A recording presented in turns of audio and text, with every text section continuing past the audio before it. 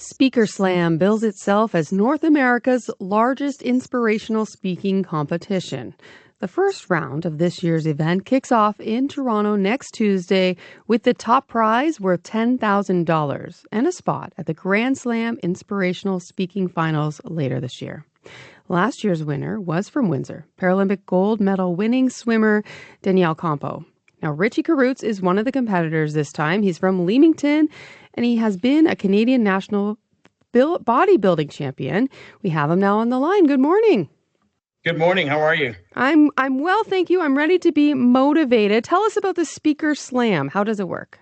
So Speaker Slam is an organization where you can sign up, and they have some courses that help you learn how to write a speech, how to craft a speech, and how to deliver it. So I've been going back and forth with Speaker Slam for about 3 years now.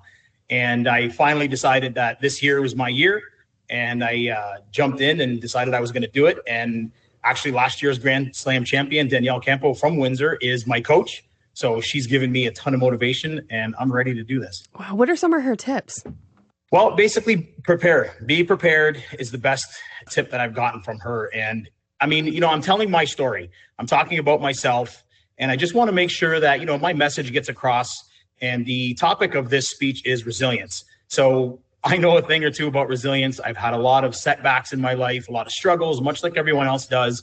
And I've used fitness as a tool to overcome a lot of those things. My saying is, when you're in peak physical condition, you're in peak mental condition. And when you're in peak mental condition, you are limitless. So that's going to be the topic of my speech. And I've been preparing now for about 2 months. And it's less than a week away, and I'm ready to go. What do you hope people learn about resilience from hearing your story? Being in peak physical condition, like I said, gets you in peak mental condition. And you have to have that peak mental condition in order to overcome a lot of the struggles in life. And a lot of people struggle with a lot of different issues. And when you're not in peak physical condition, it's very, very hard to get motivated to do things. And I find that anytime I've had any struggles in my life, it always kind of coincided with me not being so much on my training, not dieting properly, having a lot of junk food in my body and a lot of negativity coming in. So I really try to set my mind to a goal to get back in shape, get physically fit, get mentally fit, and take it step by step. One day at a time. I set small goals to get that momentum going. Because if you set small goals every single day and you start to achieve those small goals every day, that momentum just builds day after day, and you can build upon that. How similar is this to preparing for a bodybuilding competition? I actually use my bodybuilding preparation. I take that same concept and I apply it to all different parts of my life. It takes me about 5 months to get ready for a competition. And, your meals are set. They're at the same time every day. You're getting up at the same time. You're training at the same time. So when you have all that structured, it becomes very, very similar. So I've taken the same approach with my speech. I wrote out my speech, practice it every day, have my set times where I'm going to practice it, and start to make those little tweaks every single day.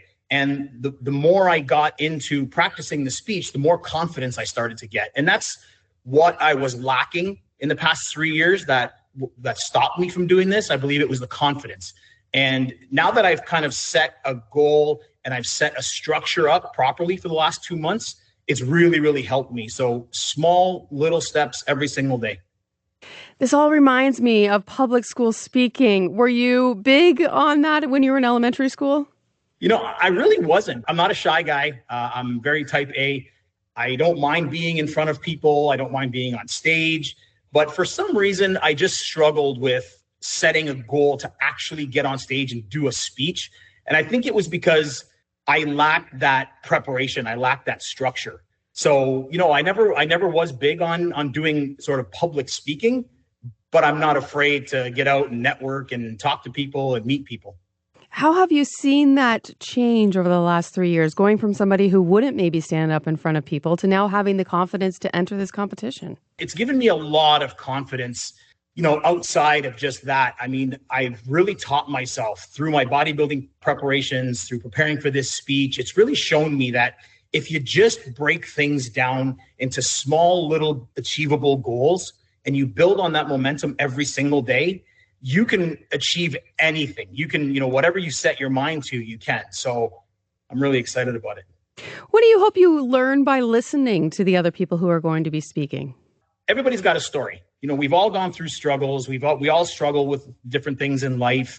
And the topic of resilience is a really, really good one, because I'm looking forward to hearing everybody else's speech, and everyone's going to be using their own story of resilience, how they came to overcome their struggles. And it's always so fascinating to me to hear people, because you always get different ideas from people and you're like, oh, okay, that's what they did to get over that. That's not something that's out of reach for me. And I can go out and do that. So I'm looking forward to hearing everybody's speech and how they overcame, and, how resilience was a big part of their life that helped them to not only achieve their goals, but overcome their struggles in life. Yeah, it's sort of what I love about this job. It personalizes and humanizes something that seems unreachable.